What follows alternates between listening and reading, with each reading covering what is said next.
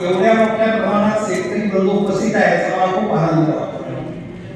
आपण जर शेतकरी आहोत, बऱ्याच वेळेला आपण शेतकरी आहोत याची परत परत आपलीच आपल्याला आठवण करून द्यावी लागते. नाहीतर आपण शेतकरी आहोत हे विसरल्यानंतर खूप गडबडी होत असतात. त्यातले त्यात आपण कसे शेतकरी आहोत, आपण फार भाग्यवान शेतकरी आहोत. आता भाग्य कशाशी जोडायचं असतं, एकूण आपल्याला माहिती आहे हे जग आहे. जगामध्ये अनेक देश आहेत, अनेक देशामध्ये भारत सुद्धा एक देश आहे.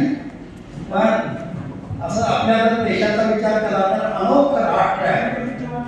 अनोखा शब्द करत असताना का बरं अनोखा शब्द प्रयोग केला, तर भारत एक असं राष्ट्र आहे ज्याला ईश्वराची पूर्ण कृपा लाभलेलं राष्ट्र आहे.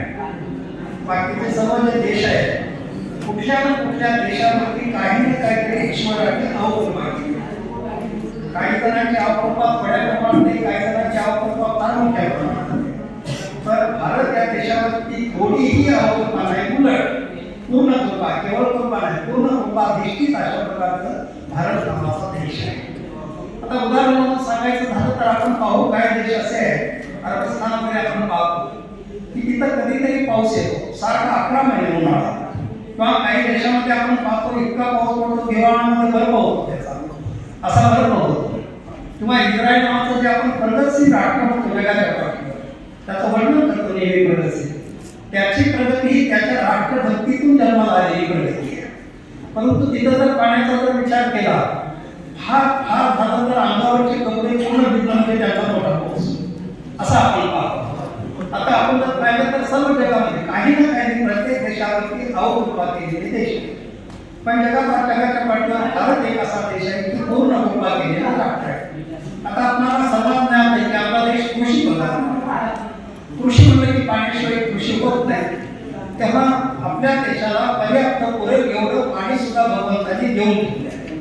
आणि एवढंच नाही, कमालीची गोष्ट असं आहे की कन्याकुमारी पासून हिमालयापर्यंत, कच्छ पासून अमृतपर्यंत या भारतवर्षामध्ये सर्व प्रांतात सारख्या प्रमाणात पाऊस नाही.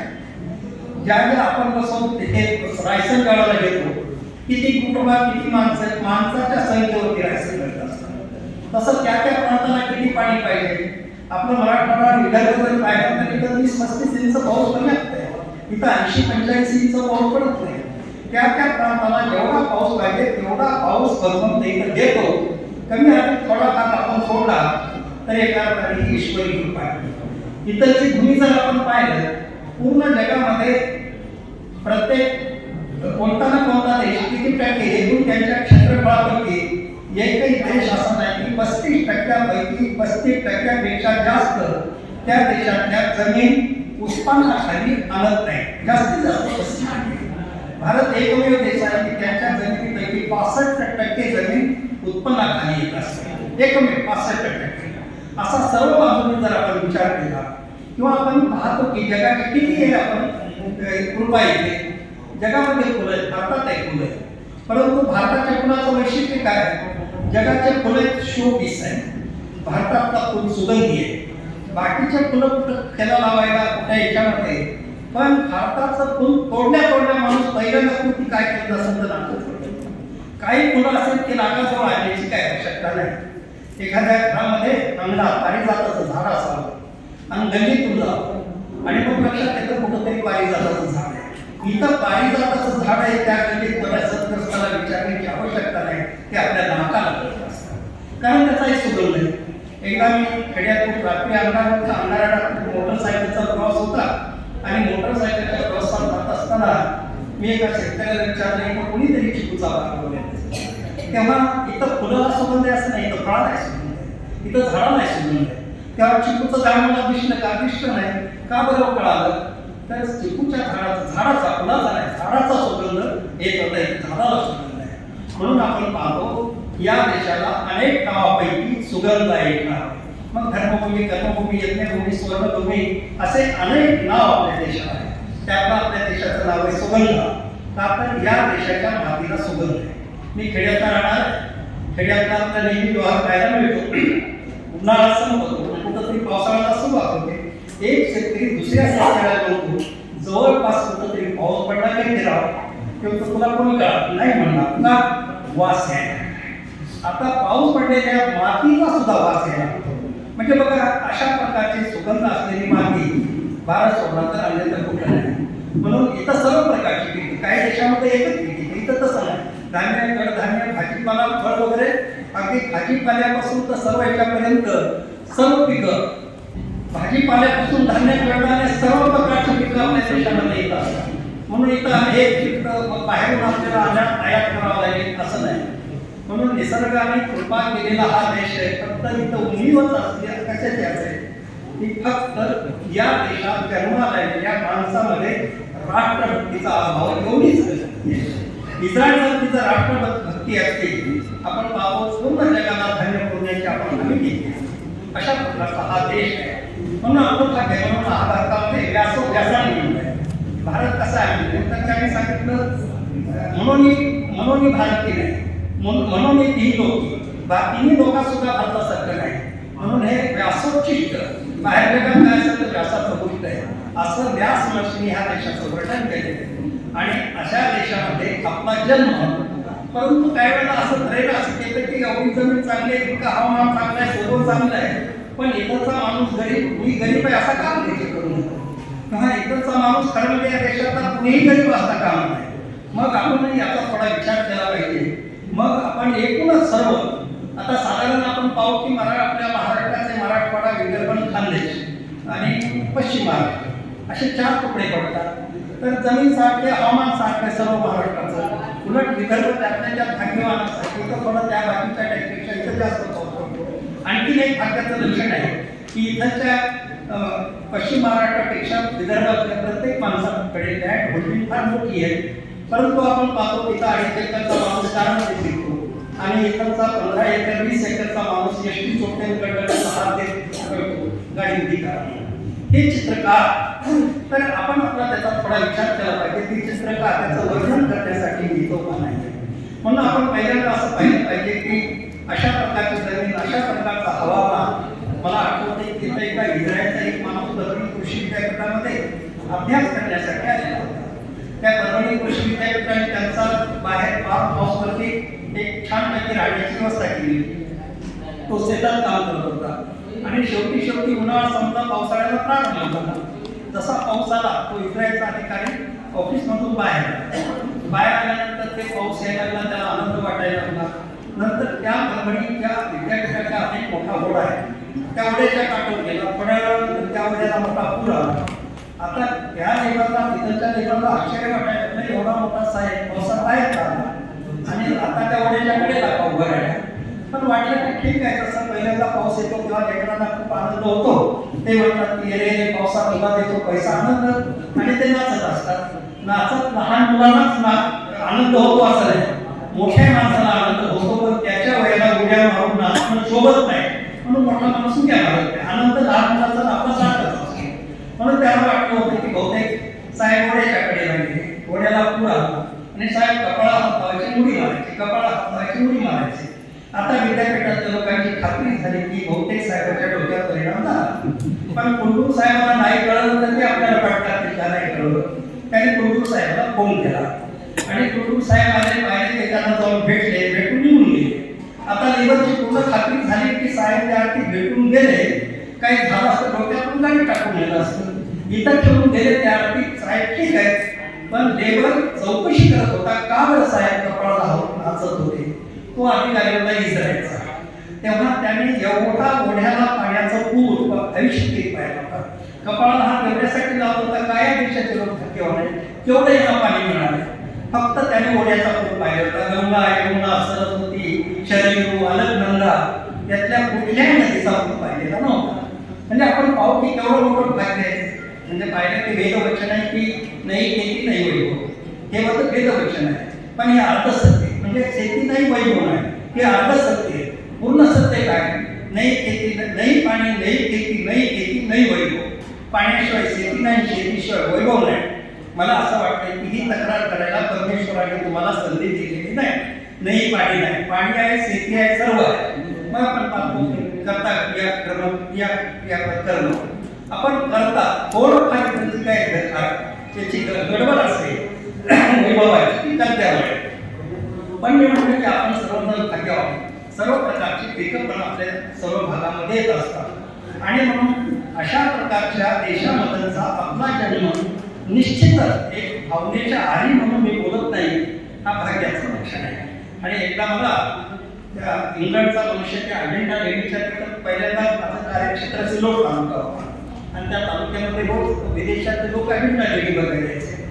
माझा एक छंद झाला होता, ह्या लोकांना भेटायचं, कुठून आला, नाव विचारायचं कुठून आला आणि मग त्याला विचारायचं मी की काय वाटलं आमच्या देशात आल्यावर, माझ्या देशात आल्यावर तुम्हाला काय वाटलं, त्याचं उत्तर ऐकण्यासाठी मी विदेशातल्या लोकांना भेटायचो. मग ते फार वर्णन करायचं. एकदा असा मनुष्य आला आपल्याला, मी भेटलो, परिचय करून घेतला, कुठून आला, मला इंग्लंड.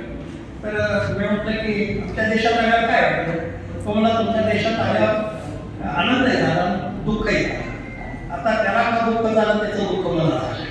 मला आतापर्यंत दुःख झालेला एकही पर्यटक मला मिळाला नाही, हा दुःख झाला. पण एकदम दुःखाला हात घालण्यापेक्षा मी त्याला विचारलं तुम्हाला आनंद कशाचा झाला. त्या लोकांचा विदेशातल्या लोकांचा ऑब्झर्वेशन फार चांगला असतं, आपल्या देशाचा ऑब्झर्वेशन आपल्या देशात त्यांनी चाललं असतं. त्यांनी बरोबर सांगितलं आनंदाचं काय काय. म्हणलं तुम्हाला दुःख कशाचं झालं. नाही म्हणलं दुःख एका गोष्टीचं झालं की तुम्हाला तुमच्या सुखाच्या कल्पना भिन्न आहे. तुम्हाला काय वाटतं की आम्ही लोक सुखी आहोत. आम्ही लोक सुखी का, तर आमच्याजवळ मनी पावर आहे म्हणून आम्ही सुखी आहोत. आणि म्हणून तुम्ही काय करायला लागलात की मनुष्य पैशाने सुखी होतो अशी तुमची धारणा आहे आणि आमच्याजवळ पैसा आहे म्हणून तुम्ही आम्हाला सुखी समजायला लागला. पण आमच्या विचारातनं जगाच्या पाठीवर फक्त लोक भारतीय आहेत. कारण तुम्हाला भगवंताने एवढा मोठा धनाचा हंडा दिलाय, त्याच तुम्हाला किंमत कळेल. पण ज्ञानेश्वर महाराजांनी छान दृष्टांत दिला. ते म्हणाले एक सद्ग्रस्त जमिनीत धनाचा हंडा पुरलेला आहे, त्या धनाच्या हंड्यावर बसले, त्याला माहित आहे धनाचा, आणि असा मोठा हात मारून राहिला लागला. लोकांनी जवळ गेले, आपल्याकडे किंवा साधारणपणे प्रत्येक माणसाला येते आपली संस्कृती आहे. जवळ गेले विचारले काय बाबा रडायला लागला. मला 4 दिवसापासून पोटात आनंद आहे म्हणा, बोक्सा रडायला बसलाय धनाच्या हंड्यावर आणि पोटात आनंद आहे रडायला. मला असं वाटतं तशी अवस्था आपली आहे. आपला देशाचं हवामान भूमी वगैरे हा धडा चांगला आहे, परंतु आपण परमेश्वराने ही भूमी तुमच्या भारतीयांच्या सुखासाठी, भारतीयांना अन्न खाऊ घालण्यासाठी नाही. भारत ही जगाचं गोठा आहे, तेव्हा जगाचं हे गोठा सर्व अर्थाने म्हणजे ईश्वर कोणतीच अशा प्रकारचा राष्ट्र आहे, त्या राष्ट्रात आपला जन्म कधीतरी कळू द्या की आपलं भाग्याचं लक्षण आहे. आमचं भाग्याचं लक्षण ते नाही. मी फार भाग्यवान का दोन्ही पोरं नोकरी लागले, मी फार भाग्यवान. मी फार भाग्य नाही का कल्पना केलं होतं कोण एवढ्या मोठी घरी पडते. तेव्हा ह्या गोष्टीत आम्ही भाग्य समजा. तुमचं पहिलं भाग्य सर्वात तुमचं नाही, तुमचं माझं पहिलं भाग्य काय, या देशात माझा जन्म. हे एकदा भाग्याचं मूळ आपल्याला कळालं पाहिजे आणि मग लक्षात आलं पाहिजे मी माझ्या देशासाठी काय करू शकतो. पहिल्यांदा मी आणि माझा देश, देशासाठी बाहेरच्या देशातले नागरिक देशासाठी जगतात, आम्ही स्वतःसाठी जगतो, हे या देशाचं दुर्दैव आहे. आणि या देशातले जर खरंच लोक देशासाठी जगायला लागले तर मी म्हणतो की जगात सॅम्पल पीस आहे, भगवंताने मुद्दामच जन्माला घातले.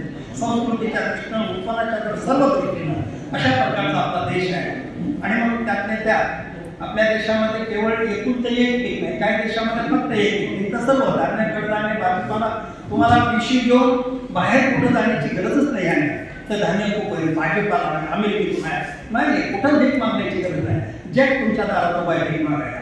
फक्त आम्ही आमचं जर राष्ट्रीयता जागी झाली तर हा देश कुठे कुठे येऊ. पण त्यातले तर आपण पूर्ण देशाचा जगाचा विचार करायला या ठिकाणी बसतो नाही. आपण या ठिकाणी विचार करायला बसले तुमचं कॅश क्रॉप तुम्हाला किती उत्पन्न देतं, ते आम्हाला किती देऊ शकतं, ते घेण्यासाठी आम्हाला काय करावं लागेल. एक साधे 2-3 प्रश्न आहेत. म्हणून सर्व पिकांना हात घालणार नाही आणि त्यात तो आपला कार्यक्रम नाही. तर आपलं मराठवाडा, खानदेश आणि विदर्भ या 3 प्रांताचं कॅश क्रॉप कापूस आहे. ठीक आहे, पश्चिम महाराष्ट्राचा ऊस आहे, त्यांना पाण्याने एक नेतेगिरी तिकडं असल्यामुळे त्यांनी पाण्याची पण सोय करून घेतली. पण ह्या 3 प्रांताचं कॅश क्रॉप कापूस आहे. पण आमचं कॅश क्रॉप उत्पन्न काय आहे, किती उत्पन्न मिळतं. तर पहिल्यांदा आम्ही पाहिलं की उत्पन्न आम्हाला किती मिळतं सरासरीमध्ये जाऊ. पण एखादा शेतकरी मला म्हणे की नाही मी तर एवढं घेतो, सरासरी मला जर कुठं चुकलं तर आपलं काही एकटं हे काही ते नाही, प्रवचन नाही, महाराज बोलायला लागले तुम्ही ऐकायला लागले असं नाही. आपण तुम्हाला वाटलं तर मला म्हणू शकता सरासरीमध्ये 6 क्विंटल उत्पन्न, हे बरोबर आहे का एवढं सांगायचं, सरासरीमध्ये जायचं. मग कोणी 10 क्विंटल घेणार असेल ते 4 क्विंटल घेणार, पण सरासरी मराठवाड्याचं विदर्भाचं कॅश भाव 6 क्विंटल आहे. प्रश्न 6 क्विंटलच आहे का? तर 6 क्विंटल नाही. तर आम्हाला काय करावं लागेल उत्पन्न वाढण्यासाठी? उत्पन्न वाढण्यासाठी आपण जे करतो आपल्या हातात एकच मार्ग आहे, तो म्हणजे खताचा वारेमाप उपयोग करायचा, म्हणजे उत्पन्न वाढतं. मग शेताच्या शेतकऱ्याने 2 बॅग टाकले तर आम्ही साधारणपणे 4 बॅग त्याच्या आर्थिक क्षमतेने, म्हणजे मे महिन्यात गेलं तर त्या शेतात खत दिसतो, पीक निघून गेलं तर ते तिथं 18 बाहेर गेले, 18 पाहिजे भेटतो, 20 किलो पाहिजे, इतक्या खताचा वापर आम्ही करतो. तर तेव्हा केवळ खताने उत्पन्न येत नाही, परंतु एक तंत्र आहे. आपण कष्टाची शेती करतो, मी म्हणतो की तंत्राची शेती करायला लागतात. एका वृत्तपत्राने मुलाखत घेतली, एकूण 9 प्रश्न विचारले, 10वा प्रश्न विचारला. 10वा प्रश्न असा होता, तुम्ही शेतकऱ्याला काय सल्ला द्या? तर मी त्यांना म्हटलं की मी शेतकरी तर कष्टाची शेती करतो, सर्व ठिकाणी कष्ट गृहीत धरलेले आहेत, पण मी यापुढे शेतकऱ्याला सांगेल की कष्टाची शेती तर करा, पण तुम्ही तंत्राची पण शेती करा. ज्यावेळेला आम्ही तंत्राने करायला लागलो त्यावेळेला ती शेती आमची नव्हती बदलली. आणि जोपर्यंत तंत्राची काळ धरणार नाही तोपर्यंत आपण एक वाक्य उच्चारत असतो, काय म्हणते शेतीमध्ये? अलीकडे म्हणतात शेती परवडणारा धंदा नाही, म्हणजे वास्तव काका तो कल्पवृक्ष आहे, त्याची आम्हाला नाही. शेती तर मी म्हणतो माझा दावा आहे, जे शेतीला नाव ठेवतात शेती परवडत नाही म्हणतात. शेती परवडत नाही खरं आहे का? कुठंतरी आपल्याला शेतकरी शेतीची तक्रार करतो का? सर्व शेतकरी असं म्हणतात की शेती परवडत नाही. शेतकरी तक्रार करतो शेती परवडत नाही म्हणतो, पण शेती परवडत नाही खरं नाही. मग खरं काय?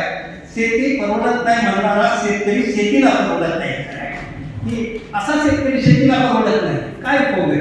म्हणून आपण पाहतो की 2-2 एकरावर वैभव असताना लोकांकडून 20 एकरचा कर्ज काढतो, म्हणजे कोण कोणाला परवडत विचार करायला माहिती आहे. तेव्हा शेती आपला हवामान सर्व परवडेबल व्यवसाय, आमची किती गुंतवणूक असते असा जर विचार केला. मी एका शेतकऱ्याला म्हटलं की मुळात आम्हाला शेती का परवडत नाही, आमचं नियोजन नाही. मी म्हणत असतो शेतकऱ्याला, समजा तुम्ही तरुण वयात तुम्ही शेतीवर आला, 5 एकर शेती असं बोलतो, शेतीवर आल्याने काय करा तुम्ही? मी पहिल्यांदा शेतकऱ्याला सल्ला देत असतो की तुमच्या हातात शेती आहे की शेतीवरचे बांधाची नोंदणी करा. किती फूट बांधत असतात, सर्व बांधाची समजा 1000-1500 झाडं झाली, जर पाणी असेल तर 10-10 फुटावरती निघून लावा. काही तुमच्या शेतात पाणी नसेल तर 10-10 फुटावरती सागाचं झाड लावा. कल्पना करा सागाची झाडं बसली, तुम्ही आता शेतीवर आहात, बापाने लग्न करून दिले, कल्पना करा तुम्ही भाग्यवान आहात की तुमची तुम्हाला पहिली मुलगी झाली. कारण आपल्या भारतातील संस्कृतीमध्ये पहिली मुलगी होणं म्हणजे भाग्याचं लक्षण आहे. पहिली बेटी तू प्रोटी अशा प्रकारची म्हणून आमच्याकडे. समजा तुमच्या भाग्याने पहिली मुलगी झाली, आता मुलीचं लग्न व्हायला 22 वर्ष लागतील, 22 वर्षे सागाचे झाडं बांधावं लागतील. तेव्हा तुमचे बांध तुम्हाला सांगतील मुलीच्या लग्नाची चिंता करू नको, आम्ही एकटीचे मजबूत आहोत, तुझ्या मुलीचं लग्न आम्ही थाटात करून दे, बांध दे. तेव्हा बांध तुमचा घरात खर्च काढेल, मुलीचं लग्न करून देईल आणि शेती तुम्हाला पोटभर खाऊन घालून बँकेत एकटीच्या खात्यात जाऊन जमा होईल. परंतु काय नाही आमचं नियोजन आहे. किती शेतकऱ्यांनी आपल्या शेतावरती झाडं लावले, कोणी प्रश्न विचारला नाही, एवढ्यासाठी विचारलं नाही. मला माहिती आहे काय माहिती आहे लावलं नाही, म्हणून मी तुम्हाला काही प्रश्न विचारला नाही. पहिल्यांदा शेतकऱ्यांनी काय केलं पाहिजे तर नियोजनाची कागद, म्हणजे खरं तर उद्या आम्हाला काय करायचंय, दोघं भाऊ असतील रात्री बसलं पाहिजे, भाऊ नसतील पती पत्नी बसलं पाहिजे, उद्या आपल्याला काय करायचं. आपण जर म्हणलं बायकोने जर म्हणलं उद्या काय उद्याचं उद्या बघू, आता कशाला त्याचा विचार करायचा, म्हणजे आई मिळेल उद्याचं उद्या बघू म्हणजे काय, तुम्ही उद्याचं उद्या बघू म्हणता काही दिसत नाही. तर अशा रीतीनं पहिल्यांदा शेतकऱ्यांनी मला विचारलं तर शेतीवरती नियोजन करायचं शिकलं पाहिजे. बऱ्याच वेळेला असं त्याला उद्या असं कळतं की पाणी घालायला द्यायचं, कोणीतरी पोटात काय सांगायला काय चालेल काय नाही काय चालेल काय नाही कामाचं जायचं शेतात म्हणजे काम होतो आणि मग चला ना जाऊन सांगताय आमदार साहेब चल म्हणले आणि म्हणून जग काय घेणं तुझं नियोजन काय. मला त्या गणपती राजत म्हणून एक त्याच्यात गाव आहे, राजत म्हणून गाव गणपतीचं प्रसिद्ध आहे. एकदा मला एक संस्कृत भेटले, त्याला मला घरी चला, त्याला नाही मला भेटले आज चला होता. त्यांनी इतका आग्रह केला म्हणजे आग्रहाचा संशय आहे, म्हणलं काहीतरी त्याला सांगायचं दिसतंय. इतका आग्रह केला की त्याला मला घरी घेऊन गेला. गेल्या त्याच्या बसवलं बायकोला म्हणून आग्रह. आता ती बिचारी भारतीय संस्कृती महिला ऐकावं, इच्छा नसली तरी ऐकावं. त्याने बसवलं मला तुम्ही बसला म्हणून इथंच खासदार साहेब, पुन्हा मला तुम्ही बसला तर इथंच खासदार 8 दिवसात आणि अर्धा पाऊण तास माझ्याशी गप्पा. त्यांनी 3-4 वेळाला तेच वाक्य म्हणलं हे ऐकायला मला सांगायला बोलली होतं.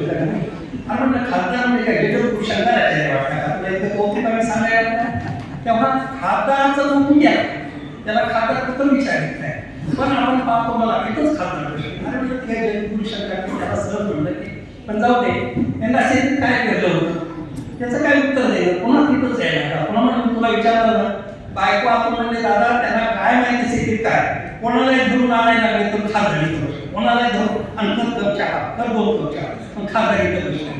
मी म्हणतो किती कुठला वेळ असावा माणसाला काय घ्यायचं. उलट मी म्हणतो खासदार आमदाराची भेट झाली चुकून बोलण्याचा योगाला तर घरी जाऊन पहिल्याच आंदोलन करा. तेव्हा अशा पद्धतीने ह्या राजकारणापासून शेतकरी काही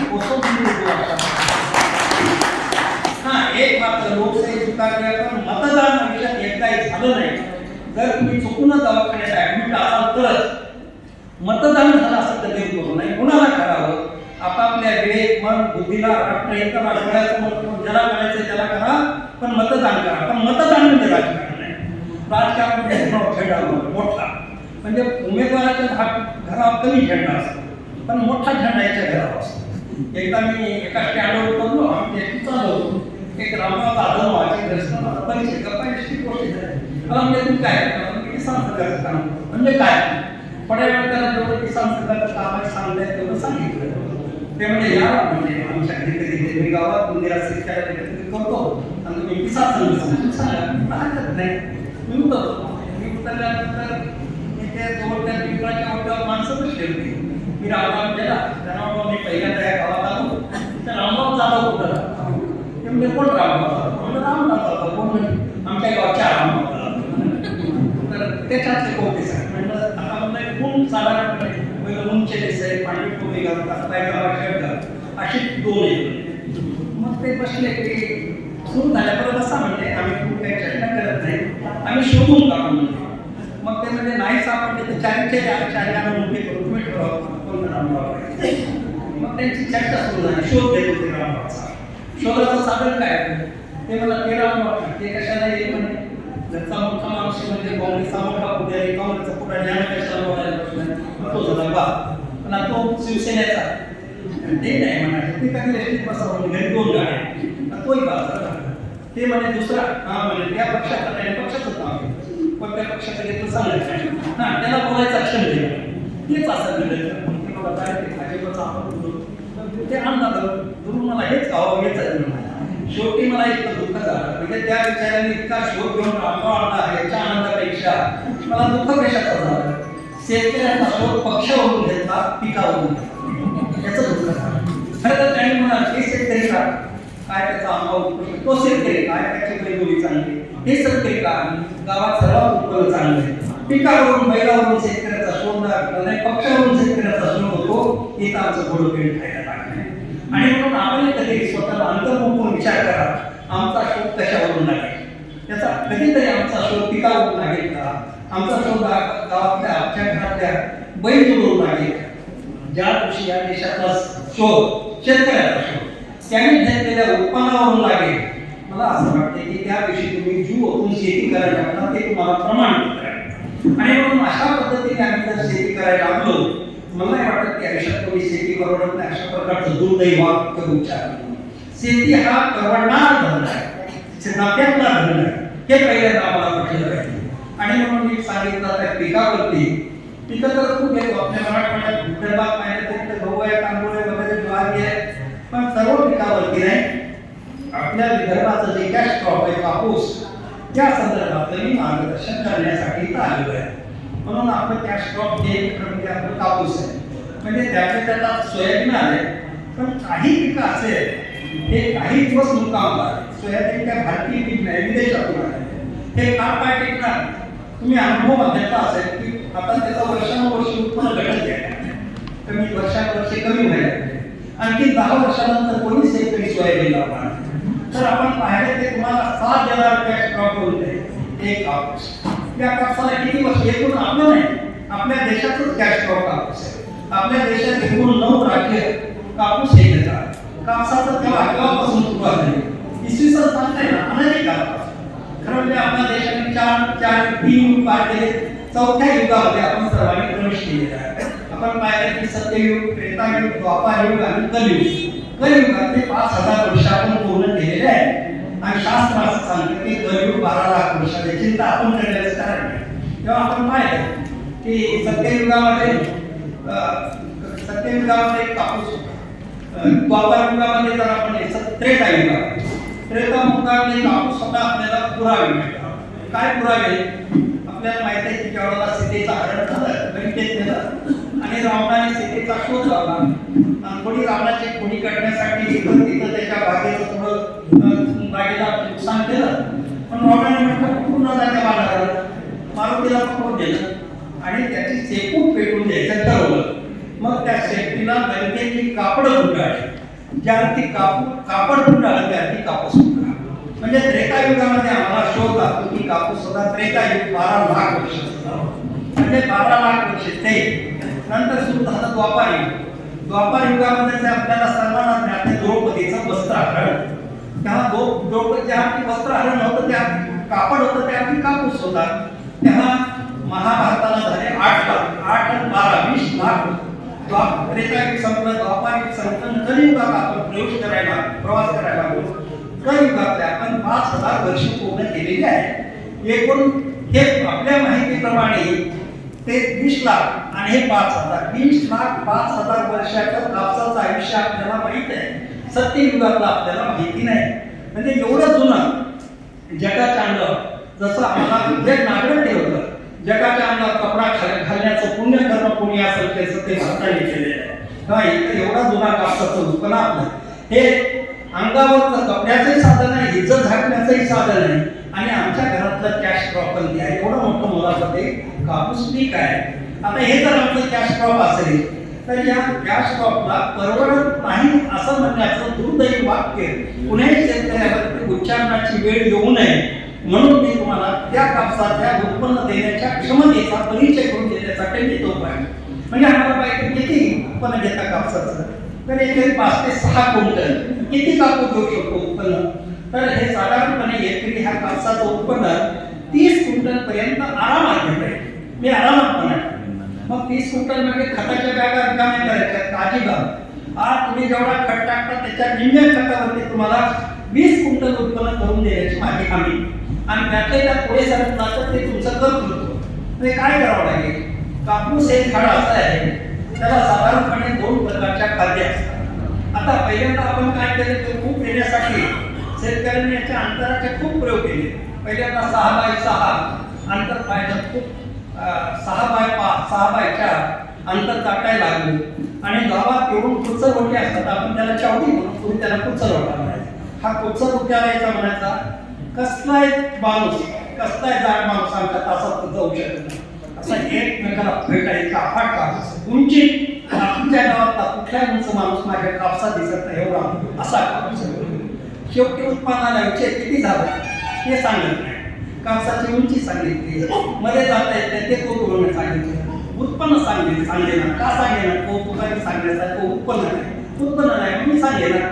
का नाही सांगितलं? एवढी उंची आहे, एवढा मोठा डाग आहे, 3 फूट भरून काढले, उत्पन्न कुठे गेलं? तर फड्याने नेमकी पेट कुठे खाली. तर त्याच्यातलं तंत्र आम्हाला नाही सापडलं. तर कापसाच्या झाडामध्ये आपण असा विचार करू की 2 प्रकारच्या कांदे असतात. एक खालची गळकांदी त्याला मोनोपोडिया म्हणतात, दुसरे फळकांदी त्याला आम्ही सिम्पोडिया म्हणतो. तेव्हा ही मोनोपोडिया आणि सिम्पोडिया तिथे आपल्या खेड्यातल्या भाषेत तुम्ही ते मोनोपोडिया विसरून जा, सिम्पोडिया विसरून जा. गळकांदी फळकांदी अशा 2 नावं लक्षात ठेवा. साधारणपणे पहिल्यांदा खालून येतात या गळकांद्या आणि नंतर वरती जातात त्या फळकांद्या, त्या गळकांद्या. आता गळकांद्याची काय लक्षण आहे? साधारणपणे कापसाच्या मुगाला सुरुवातीला येतात 3 असतात, 2 किंवा 3 पक्क्या. तर त्या सरळ जमिनीला त्याला समांतर जमिनीला उंच वाढतात. त्याची उंची किती असते? जेवढी झाडाची उंची तेवढी या कांद्याची. त्या कांदीची जाडी किती असते? जेवढी मुंगफळाची जाडी तेवढ्या ह्या कांदीची जाडी. म्हणजे जाडीला मुंगफळाला कॉम्पिटिशन करते, उंचीला मुंगफळाला कॉम्पिटिशन करते आणि त्याच्यावरती मात्र तसे बोंड लागत नाही, तसे लागायला पाहिजे. जे लागले तर बोंडाचा आकार गळकांदीच्या बोंडासारखा दिसतो, पण ते वेटलेस बोंड असतं, त्याला वजन नसतं. 2.5 ग्रामापेक्षा 3 ग्राम फार खालचं बोंड, 3 ग्रामापेक्षा फार 3 ग्राम, तसं 2.5 ग्राम दिसतं मोठं, पण त्याच्यामध्ये संधीची संख्या कमी असते, त्यामुळे ते वेटलेस असतं. पण आम्हाला मात्र गोड मोठं दिसतं, आम्हाला ते भारावलं. तर कापूस उत्पन्नातला सर्वात मोठा अडचण काय असेल तर ही गळ पाहिजे. कशी गळ खांदी? एक तर ही अशी दाटवते, जागा दाटवते. समजा आम्ही शेतकऱ्यांनी 4x2 केला तरी जागा दाटत होती, 5x1 आला तरी अंतर दाटायला लागलं. आणि जसं जसं हे दाटायला लागलं अंतर, तर शेतकरी वाढवायला लागला. 3x3 वर आला, 4x2 वर आला, 5x4 वर आला. रोपाची संख्या कमी करत गेला, पण आता कापसाचं अंतर मात्र मिळवणं कमी झालं नाही, उत्पन्न घटत गेलं. मग त्याच्यामध्ये खरं तर मी माझ्या भाग्याने मी एका खेड्यातून शेतकरी कुटुंबात जन्म झाला आहे आणि श्रीमंत शेतकरी कुटुंबात नाही. ज्या घरात त्या स्ट्रॉक कापूसच आहे अशा घरातच माझा जन्म झाला आहे. तर मी भगवंताला म्हणत असतो, कारण भगवंत प्रसन्न झाला तर भगवंत काही कार्यक्रमाला सांगितलं देव बाजारचा भाजीपाला नाही अशाला देव मिळतो, तो काही प्रसन्न होणार नाही. पण पुढे ठरवलं काय हरकत? समजा देव मला प्रसन्न झाला, म्हटलं तुला काय पाहिजे? मी सांगेन सामान्य परिस्थिती असलेल्या शेतकऱ्याच्या खेड्याच्या घरात मला जन्म आला, श्रीमंत घरात किंवा खेड्याच्या शेतकऱ्याच्या घरी जन्म आला. तर लहानपणापासून मला प्रत्येक पिकाबद्दलची एक उत्सुकता होती, कापूस या पिकाबद्दल. आता मला एकाने प्रश्न विचारला की पहिल्यांदा एका म्हणजे CRCRचे महापात्र चेअरमन होते, नंतर गप्पा गोष्टी करताना ते मला दादा मला एकूण मोनोपुनिया कशी का वाटली कापावरून? आणि त्यांना मला खरं सांगू आहे त्याचं उत्तर फार अवघड आहे. त्याचं उत्तर तुम्हाला कोणी विश्वास ठेवणार नाही. खरं उत्तर असं आहे, मी त्या घरखालीमध्ये गेलोच नाही. मग म्हणजे कोण गेलं? सरस्वती गेली. तेव्हा सरस्वतीच मला नेलं तिथं. मी सरस्वतीचा भक्त आहे, तेव्हा केवळ सरस्वतीने मला तिथं नेलं. आणि तरी पण असा बोध होणं की हे करावं ते करावं हे कशाचं लक्षण आहे? मला वाटतं ईश्वर कृपेचं हे लक्षण आहे. तर मग मला वाटलं की ही गळ खांदी एकतर अंतर कॅप्चर करायला लागली आहे, जाडी वाढायला लागली, त्याला बोर्ड नाही गेला. बसच माझ्या मनात आलं की आपण गळ खांदी काढून टाकू. हा प्रयोग नाही, पण एका झाडावरती 1-2 झाडाचे मी खांद्या कापल्या. एका शेतकऱ्याची परवानगी घेऊन कापल्या, त्या 2 झाडाच्या खांद्या कापू का? अहो दादा म्हणजे काय विचार आडू उठून टाकले ते मी तुम्हाला काय म्हणलं म्हणायचा मुद्दा नाही आणि गप्प बसलं वेगळं नाही ना, म्हणजे वेळाच काप. तर मी त्या खांद्या कापल्या. मला ते वेळ काय झालं असेल, आता काय झालं असेल तिथं. पुन्हा प्रवास केला, त्या शेतकऱ्याला फोन करून काय रिझल्ट दिसायला लागले. आता त्याची दृष्टी वेगळी पाण्याची. त्यामुळे तसं काही नाही. मग मी गेलो त्या गावात, लक्षात आलं त्याने खळखांद्या लांबल्या, खळखांद्यावरची पाती वाढले, खळखांद्यावरच्या पातेगळ कमी झाली, पातीच्या तुलनेतल्या झाडाचे पुष्कळ पातेगळ झाले, याची पातेगळ झाली नाही. आणि मग त्याला म्हणलं की तू काय कर, त्या 2 झाडाचा कापूस वेगळा कर, याच्याबरोबर असलेल्या 2 झाडाचा कापूस वेगळा करू, आपण वजन करू, आणखीन एक वजन असा करू, याचा बोंडा एका बोंडातला कापूस वेगळा कर, याच्या एका बोंडाचा कापूस वेगळा कर, तो किती ग्राम होतो, हा किती ग्राम होतो. म्हणजे बारकाने अभ्यास जर करायचा असेल मग मी मात्र त्या 2 झाडाच्या मागे लागलो. तो सांगून काही करण्यासारखा नव्हता. मग मी आलो, ते खालचे 2 बोंड घेतले, दुसऱ्या झाडाचे 2 बोंड घेतले, एका दुकानदाराकडे गेलो, त्या इकडे तराजूवाले दिले, पण त्याच्यावर वजन केलं. तर यांचं वजन भरलं सुखाचं 8 ग्राम आणि त्याचं भरलं 4 ग्राम. मग वरच्या याचं भरलं 5 ग्राम, त्यांचं भरलं असं. पण 2 बोटामध्ये 4 ग्रामाचा फरक राहत आहे. आणि मला आनंद इतका झाला, मी म्हटलं सुरुवात केला वयाला नाचणं शोभत नाही म्हणून नाचलो नाही. इतका आनंद झाला, कारण कोण्या एखाद्या शास्त्रज्ञाला त्याच्या संशोधनात यश आलं, काय असतं आनंद असतो हे त्याला तोच आहे. इतका आनंद झाला मला. आणि हा माझं हे संशोधन माझं एकट्याचं नाही, किती लाखो शेतकऱ्याचं भलं करणारं संशोधन आहे, त्याचा आनंद मला जास्त झाला. म्हणून मी लक्षात आलं की मी बरोबर दिशेला चाललेलो आहे. आणि मग 1 वर्षात नाही 2-3 वर्ष 5-5 झाडावरती प्रयोग केला. आता मला हरकत नाही शेतकऱ्याला सांगायला. आणि मग शेतकऱ्याला मी सांगितलं, तुम्हाला सांगतो मी नवरा बायकोत भांडणं लावले, बाप लेकात भांडणं लावले, असे खूप भांडणं, साधे भांडणं नाही चांगले भांडणं लावले.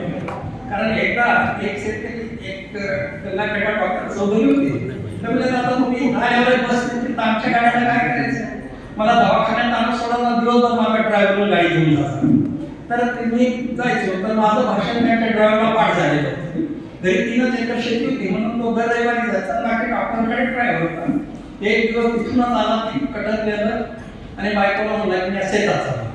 आता तिला थोडं जवळ वाटलं, कसं काय चाललंय शेतात, म्हणजे कधी न जाणार माणूस गेला शेतात. तर गेला की त्याने ते पाठ झालं होतं माझं भाषण त्याला. त्या गळ खांद्या पटापट कापा लांब झालेल्या खांद्या दासाने पडण्यात बरी बायको आली, भाकरी घेऊन पायला लागली सगळ्या. मी तसं टोपलं ठेवलं म्हणजे माय हे पाय हात लावतो म्हणजे तुम्ही पण येऊ आणि याच्यासाठी आलात काय. तरी मला वाटतं नवरा कधी येत नाही ना कसा झाला हे पण करा म्हणजे अगं नाही मला उत्पन्न वाटतंय एका ते जर दुसऱ्या खांद्याला हात लावला तर टोपलं ठेवणार नाही, टोपलं फेकलं आणि थेट मागे जाणार पुन्हा येणार. माहेरी गेला काय कसं काय करून या काळात शक्य न परवडेल म्हणून त्याने टोपलं हे पाहिलं तुला मी दादा लाडे त्याला फोन लावतो. ते दादा लाड वगैरे मला माहिती आहे. गरिबीचं 2 एकरच आहे, 1 एकराला 8,000 रुपये हे बिलकुल हे करायचं आहे. थांब ना विचारायला नाही दादा. पण नंतर शेवटी त्या बाईचा मला तिच्या भाषेत मी सांगतो दादा म्हणजे मी चांडाळीने हरवलं माझ्या नवऱ्याला. तर 1 एकरच्या खांद्या कापलेला त्याने 1 एकराचे मी आधी गेलो आणि तो म्हणला हे कापलेलं माझं न कापलेलं दुसरं. तर माझ्या एकरापेक्षा त्यांच्या एकरात माझ्यापेक्षा 9 क्विंटल जास्त कापूस झाला आणि ती म्हणाली मी जर अडवलं असेल त्यांना मला 18 क्विंटल कापूस झाला असता. आणि मग आपण पाहिलं की मग पुढच्या वर्षी त्या बाईने स्वतःहून एकदा एक गोष्ट आहे बाईने गोष्ट स्वीकारली की पूर्ण फक्त त्याने स्वीकार. मग मात्र तिने पुढाकार करून हा घेतला आणि पुन्हा मला फोन आला. दादा म्हणजे मी गरीब आहे, 2 एकरचे शेतकरी, माझ्या गरीबाच्या शेतात लई मोठ्या लोकांच्या कार्य आहे काय म्हणते का लई मोठ्या लोकांच्या कार्य आहे कधी नाही हो पण मोठे लोक कापूस बघत नाही. म्हणजे हा जो तिला आनंद होता त्या डासाला म्हणून गाव आहे तिथं अशाच प्रकारचा मी कापूस केला आणि मग ते कृषी विज्ञान केंद्राचे गावी कृषी विज्ञान केंद्राचे लोक गेले त्यांनी तिथं कार्यक्रम केला. तर मला म्हणजे दादा ते कुठे म्हणाले ते म्हणजे तुम्ही आहेत आणायचे पण द्या होता मला थोडी काही नाही आपल्याला रचना लावली ती करून नाही येतो मी पण तुमचा कार्यक्रम करा मी व्यासपीठावर येणार मी कारण नियोजन आहे आलो तर मी खाली बसेल. तर कार्यक्रम समजा मी पोहोचलो होतो आणि मग तिथं डासा विठ्ठल म्हणून होता तिथं समाजात त्यांची बायको होती. तर मग ते मला सांगायला ते म्हणले मला 3 एकर शेती आहे. त्यांना ते सांगितलं नाही शास्त्राचे दादा 3 एकर शेती मला 1 एकर धान्य घेतो 2 एकरावर कापूस घेत होते. 2 एकरावर 10 क्विंटल कापूस व्हायचा. एकाच वर्षी मला 11 क्विंटल झाला होता. पण ते दादा नाडे त्यांचं युट्यूबवर भाषण मला सांगत होते. ते दादा नाडे त्यांचं युट्यूबवर मी भाषण ऐकत होते. एकदा नाही 6 वेळा भाषण ऐकलं बघा आणि तसंच मी केलं. नवऱ्याला आपण करून बघू ते जे दादा नाड सांगतात ना तसंच आपण करून बघू. आणि मग यंदा म्हणजे मला 2 एकरात 38 क्विंटल कापूस झाला. जिथं 10च्या पुढे कधी 11च झाला एकरा. आणि आतापर्यंत वाटायचं लय मी गरीब आहे. ती म्हणजे आता मला वाटायचं लय मी श्रीमंत आहे. आता कशाने गरीब आहे. 1 एकरात खायचं धान्य झालं आणि 2 एकरात 38 क्विंटल झालं. आता कशाने मी गरीब आहे. बाकीचे उभं राहिलेले हसत होते. ती म्हणले हसू नका हो खरंच 38 क्विंटल झाला. ते म्हणले त्यामुळे हसत नाही की ज्यांना सांगायला ते दादा वाटायचं आणि मग पटकन तेच आहे तिला खरंच पटकन पाय घातले ते म्हणजे माझ्या शेतात अंगठा लावलं हा भाव घ्यायचा. म्हणजे एखादं उत्पन्न गरीबाला मिळाल्यानंतर काय आनंद होतो याचं प्रत्यक्षात दर्शन मी त्या बाईकडून घेतलं. तेव्हा इतक्या गोरगरिबांचा आशीर्वाद मला असं वाटतं इकडं विदर्भामध्ये चंद्रपूर जिल्ह्यात आहे मी त्याला आणखी पाहिलं.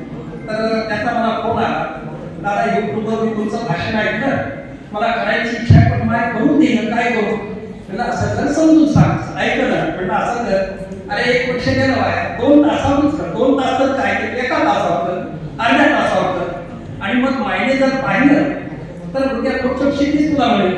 अहो काय करायला मला पुढच्या यंदा मग म्हणलं असं तर एक नाटक इकडे तर आणून तो म्हणला एक नाटक कर. मला काय नाटक करू सांग मी आईला सांग की मी संन्यास नाही आणि मग आई म्हणे कुठं काय सांग की आता येणार नाही असं तसं मी त्याला जेवढं सांगितलं त्याच्यात अधिक नाटक केलं. सकाळी तुला त्या घडली आई म्हणाली तू चाल कुठं काय सांग म्हणा कुठं पण संन्यास घेतला एक मला भेटला नाही संन्यास तुला कोणी सांगितलं कुठं आहे कोणता होता नाही म्हटलं असतं इथं काय काम कारण तुम्ही मला शेती करून देत नाही मग काम काय माझं मी संन्यास घेतला मला त्यांनी बोलावले आयुष्यभर आता येणार नाही मला आशीर्वाद दे त्या घरात फिरू नये मग ती आईच आहे तुला मी शिकवते जाऊन तुम्ही शेतीत राहू कशा इकडं शेताला आठ राहा मी शेतात सुद्धा येणार नाही चालत त्याचं काम इकडं आई म्हणजे येत नाही म्हणतात त्याचा बरोबर हेतू साध्य झाला.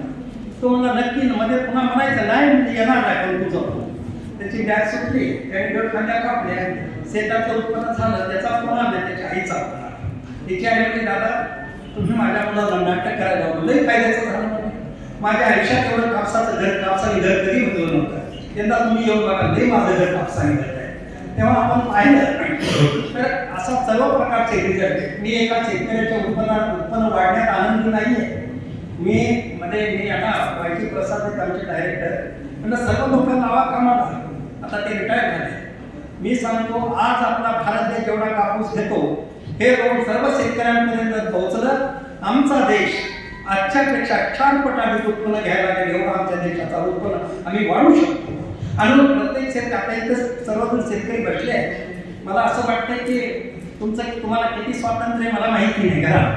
तर तेव्हा पूर्ण स्वातंत्र्य नसेल तर बायकोला हात जोडून विनंती करा, एकासाठी परवानगी आहे असं बायकोला म्हणा.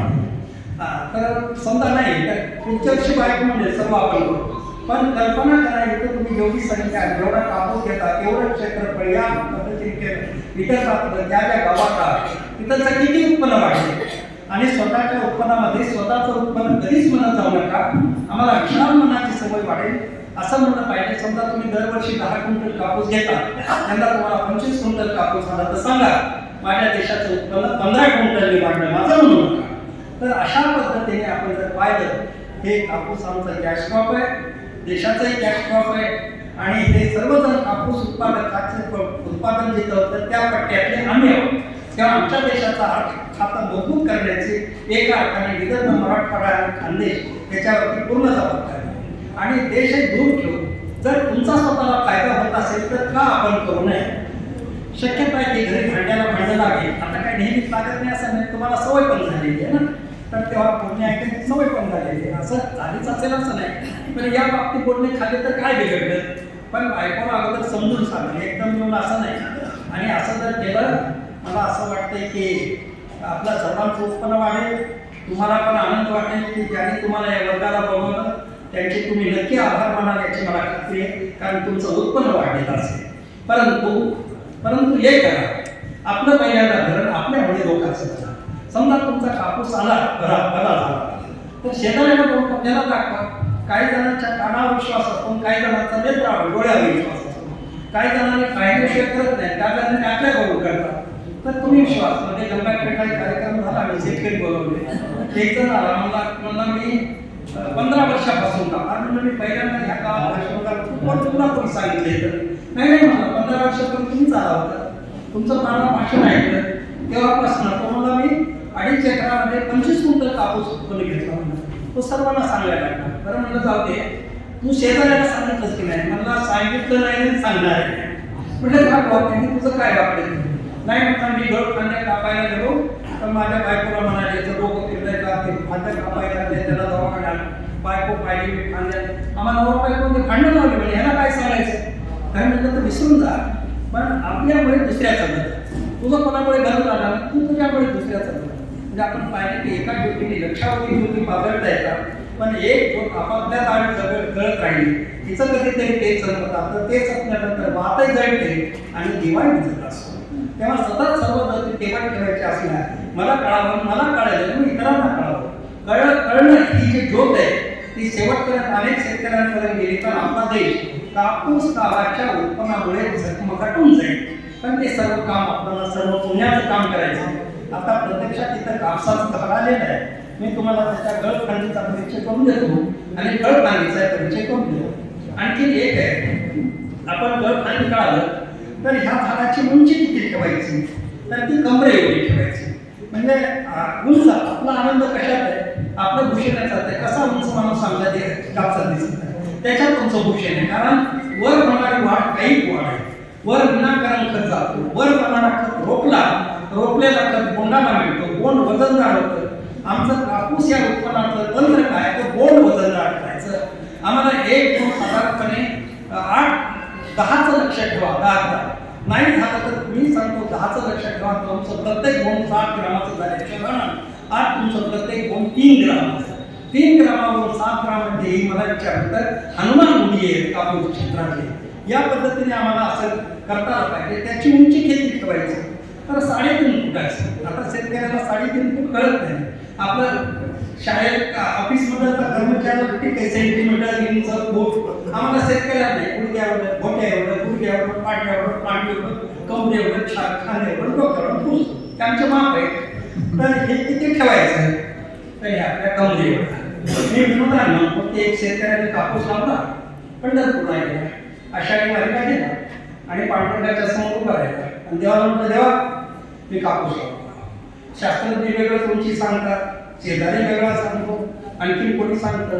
मला संभ्रम निर्माण झाला माझ्या कापसाची उंची किती ठेवू असं हृदयात आणि असं सांगतात की हृदयात विचारलंय पाणी भगवंताला कळते. मी माझ्या झाडाची उंची किती ठेवू तू सांगतो त्यावर माझा विश्वास. आणि असं सांगतात की विठ्ठलाने कमरे वाटवले म्हणजे कमरे एवढी उंची ठेवू. देवाने दोन्ही हात आपले कमरे ठेवले. तेव्हा बाकीचा तो कोणाचा ऐकू नका पांडुरंगाचा सल्ला ऐका. आपल्या कमरे एवढ्या उंचीच्या घराची उंची शेतात ठेवायची आणि बाकीचे शेतात करून टाकायचं. मग मात्र तुम्ही आतापर्यंत जेवढा कापूस घेतला त्याच्यापेक्षा मला खात्री आहे 5 पट तुमच्या कापसाचं उत्पन्न वाढल्याशिवाय राहणार नाही. पण आणखीन एक आणखीन घरामध्ये चांगलं सहकार्य जर तुम्हाला उत्पन्नाचं पाहिजे असेल तर किमान छोटासा वाढलेल्या कापसात बायकोला दागिना करा. तुमच्या अगोदर बायको शेतात होत असेल तुम्हाला मदत करेल. तर अशा पद्धतीने सहकार्य कसं कामाला लावायचा याचा तर मला तर काही आयुष्यात अनुभव नाही पण तुम्हाला त्याच्यात चांगला अनुभव आहे. तर अशा पद्धतीने हा विनोदाचा भाग त्यांनी सोडला. पूर्ण उत्पन्न लागल्यानंतर पूर्ण कुटुंब तुमच्या कामाला लागेल कष्ट करू लागेल. कष्टाला फळ आलं की कष्ट कमी पडत नसतं आणि कुणी मागे राहत नसतो. अशा पद्धतीने कष्ट करून तंत्राची शेती करा म्हणजे ती तुमच्या नफ्यातली शेती आहे. हे कापसाचं झाड आहे. सुरुवातीला म्हणतो तुम्हाला ही गळ फांदी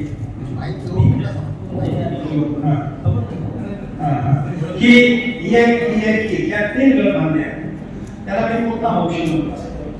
ही एक फळफांदी ही एक फळफांदी ही एक फळफांदी. तर ह्या ज्या फळफांद्या आहेत तर ह्या जमिनीला आडव्या पडतात समान. या खालून वर निघतात मूळ झाडाच्या उंचीला कॉम्पिटिशन करतात त्या वेगळ्या उंचीपर्यंत. ही आता एक प्रणाली आहे परंतु ह्या फळफांद्या जमिनीला आडव्या पडतात. आता तरी कापसाचं झाड मी टाकलं तर या फळफांदीवरती एकच बोलणार नाही त्या याच्यावर 2 आहेत याच्यावर 1 आहे याच्यावर 1 आहे. आता हे कशामुळे झालं आता इथपर्यंत जर पाहिजे ताज्या गळफांद्या इथपर्यंत त्यांना अजिबात बोंड नाही. इथं एक बोंड आहे इथं शेवटी एक बोंड आहे इथून तिथून काही नाही नंतर इथून तिथून काही नाही इथं एक त्याला काही नाही. तर विनाकारण अंदाज घेतलेला आहे. आता हा जर आम्हाला यांना कट करता आला असतं तर या फळफांद्या लांबल्या असताना त्यांना बोंडाची संख्या वाढून वजन मिळालं असतं. म्हणून ह्या फांद्या कापूस उत्पादक शेतकऱ्याच्या उत्पन्नातला फार मोठा अडसर आहे. म्हणून यांना काढत आला पाहिजे. काय केव्हा काढाव्या साधारणपणे कापूस लावण्यापासून 35 ते 40 दिवसापर्यंत लक्षात घ्यायला लागतं. 35 ते 40 दिवसानंतर खोडाकडनं एक कांडवं 2 अंतर ठेवायचं कट करायचं. आता तुम्हाला पुरे करा कट ते ऐकायचे.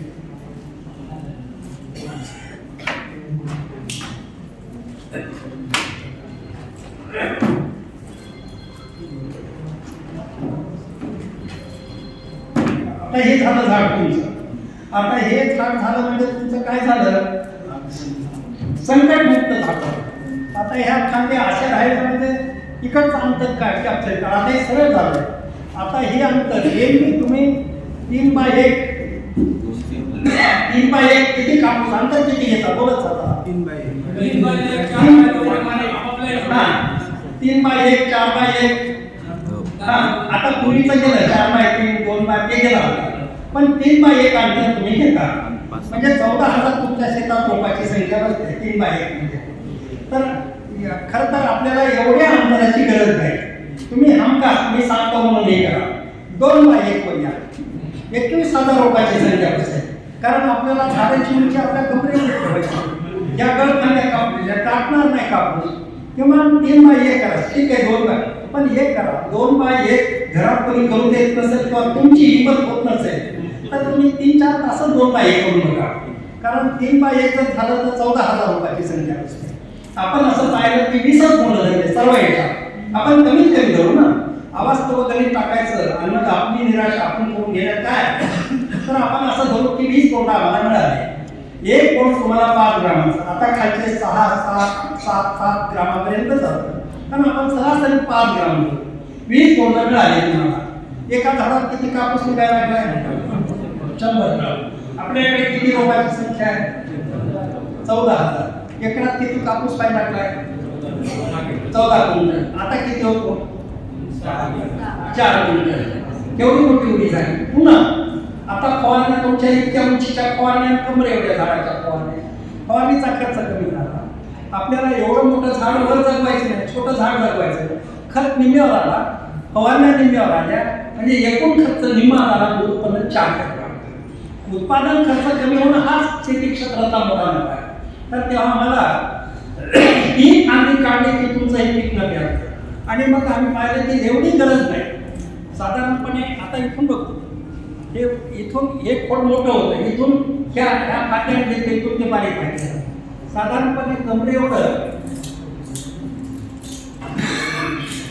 एवढाच कापूस ठेवला, एवढं जमीन जरी गेला खाली, तुमच्या कमरेवर माप, आपलं माप ठेवले एवढा जर ठेवला, मग मात्र खरं म्हणजे 14 कोंड नाही, कोंड जास्त लागतात, पण आपण कमीत कमी असं पाहतो. आता विचार करू की 2 बाय 1 लावला ताकद नाही, कारण आपण याची उंची आणखीन कमी करायला, मांडे एवढी ठेवलं, कमरे एवढी नाही, पुन्हा फळ फांद्या लावल्या. 2 बाय 1 आमची रोपाची संख्या किती शेतावरती? 21,000. बरोबर आहे, पक्काकडे 21,000. एका झाडावर कोणते किती आहेत? तेच माप आहे. किती? 20 कोंड. कारण 5 फांद्या भेटतात, किती? 5 15 म्हणजे 20 कोंड तर तुम्हाला भेटतात. तर एका झाडावर कापूस किती झाला? 100 ग्राम. रोपाची संख्या किती आहे? 21,000. 21 क्विंटल कापूस तुमचा आरामात 2 बाय 1. फरकट नाही, फरकटलं तर 28 क्विंटल पर्यंत आहे. फरकट न घेता 21 क्विंटल कापूस 2 बाय 1 वर तुमचा आरामात घेता येऊ शकतो. मग कापूस परवडेबल आहे की नाही? त्या बसवा तालुक्यात गोदावरी शिंदे नावाची बाई आहे, तिने 32 क्विंटल कापूस, अर्थात फरकट केलेले 32 क्विंटल कापूस राजीव गांधी कृषी विज्ञान केंद्राने तिचा सत्कार केला. तर आरामात फरकट घेतली तर तुम्हाला येईल, पण आपण फरकटचा विचार आणि घेऊ नका. पण समजा पाणी नसेल तर फरकट पर्यंत, पाणी असेल तर नोव्हेंबर मध्ये कापूस घ्या, कापूस काढून टाका. पाणी असेल तर गहू घ्या, कमी पाणी असेल तर हरभरा घ्या, सेकंड क्रॉप घ्या, म्हणजे पुन्हा असेल तर पुढच्या वर्षी कापूस घ्यायला तुम्ही मोकळे. तर अशा पद्धतीने जर आम्ही कापसाचं उत्पन्न घ्यायला लागलो, डबल क्रॉप किंवा फरकट पर्यंत तुम्हाला 25-30 क्विंटल कापूस मिळत असेल, तर याच्यापेक्षा आणखी उत्पन्न तुम्हाला काय पाहिजे? फक्त एवढं उत्पन्न मिळण्यासाठी 3 पुतना वंश मात्र घरात काढून टाक्या, झाडावर काढून टाक्या लागतील. म्हणजे आता आपल्याला कळलं या फांद्या कशा आहेत. तर मी म्हटलं तुम्हाला तेव्हा कापू लागला, बायका म्हणलं कापू नको, बापात असे भांडण लागले. परंतु आता सर्वांना कळायला लागलंय, फक्त अगदी तुम्ही नवीन आहात, पण एकदम भांडण करण्यापेक्षा घरात बायकोला मुलाला समजून सांगा आणि मग मात्र सहकार्यातून कापूस हे तुम्हाला परवडेबल पीक होईल. कारण मी म्हटलं की हे कापूस केव्हापासून आहे? अनादी काळापासून, सत्ययुगापासून, म्हणजे काही लाख वर्षापासून या देशाचा गॅस क्रॉप, काही लाख वर्षापासून. अर्थात आपलं भारतीय मात्र वेगळं होतं. आता संकरित जरी आला तर बाकीचे सोयाबीन हे तुम्हाला साथ देणार, हे पीक तुम्हाला धोका देणार. पिकाने शेतकऱ्याला धोका देऊन पीक सोडण्यापेक्षा शेतकऱ्यांनी ते धोका स्वीकारण्याच्या आतच ते पीक सोडलं पाहिजे. आणि म्हणून तुम्हाला प्रेम करायचं झालं तर तुमच्या घरातलं, मी म्हटलं विचारलं तर शेतात हे तुळशीचं झाड आहे, शेतात ते तुळशी झाडाची तुम्ही पुजारी व्हा आणि घरात वैभव आनंदाने मिळवा. एवढंच आपल्यासाठी सांगतो. माझं बोलणं थांबवतो. तुम्हाला काही विचारायचं तर विचारा.